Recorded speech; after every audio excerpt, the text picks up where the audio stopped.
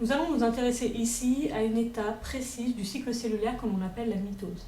Bien que la mitose soit un phénomène continu, d'une durée assez courte, entre 30 minutes et 1h30, nous sommes capables de distinguer 4 sous-étapes grâce au comportement des chromosomes.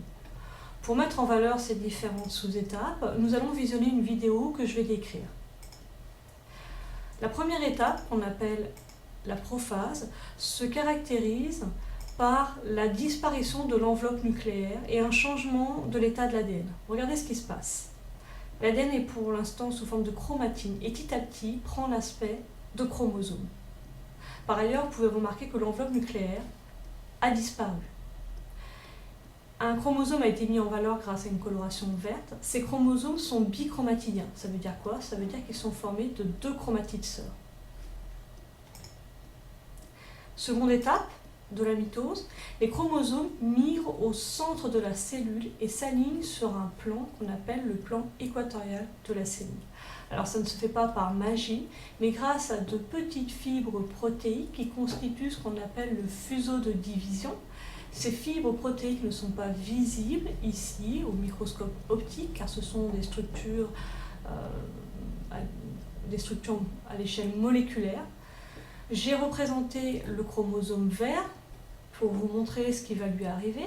Vous pouvez remarquer que ce chromosome est attaché au fuseau de division par 2 fibres protéiques qui vont rejoindre les 2 pôles opposés de la cellule. Il s'agit de la métaphase. Étape suivante, les chromosomes se séparent. On obtient 2 lots identiques de chromosomes monochromatidiens. Comment expliquer la séparation des chromatides sœurs de chaque chromosome? Là encore, je n'ai représenté que le chromosome vert, mais vous pouvez bien sûr imaginer qu'il se passe la même chose pour tous les chromosomes au sein de cette cellule. Et bien, tout simplement, les fibres protéiques du fuseau de division vont rétrécir en direction des pôles. Sous l'effet de cette traction, les chromatides sœurs de chaque chromosome vont se séparer et vont migrer vers les 2 pôles opposés de la cellule. Si bien qu'on obtient 2 lots de chromosomes identiques monochromatidiens. Il s'agit de l'anaphase. Et enfin, dernière étape, il s'agit de la télophase. Cette télophase se caractérise par la reformation de l'enveloppe nucléaire autour de chaque lot de chromosomes. Ces chromosomes d'ailleurs ne sont plus visibles, ils reprennent l'aspect de chromatine et une membrane plasmique se forme autour de chaque cellule. Alors si nous devions résumer, cette mitose se caractérise donc par 4 sous-étapes. Première sous-étape, la prophase. C'est la sous-étape la plus longue. Si vous regardez le déroulement de la vidéo, c'est plus de la moitié du temps de la mitose. Donc cette prophase se caractérise par la disparition de l'enveloppe nucléaire, par la condensation des chromosomes qui deviennent visibles, bien distincts et libres dans le cytoplasme.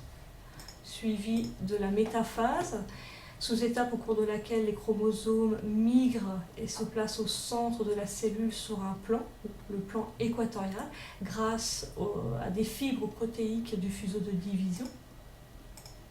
L'anaphase, au cours de laquelle les chromatides sœurs de chaque chromosome se séparent et on obtient alors 2 lots identiques de chromosomes monochromatidiens.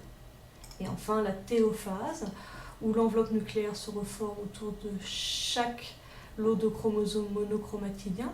Ces chromosomes reprennent l'aspect de chromatine et une membrane plasmique se forme autour de chaque cellule. On obtient donc à la fin de la mitose 2 cellules filles identiques entre elles d'un point de vue quantitatif, le même nombre de chromosomes, mais également d'un point de vue qualitatif, les mêmes allèles. Mais ces cellules filles sont également identiques à la cellule mère. On parle de reproduction conforme de la cellule.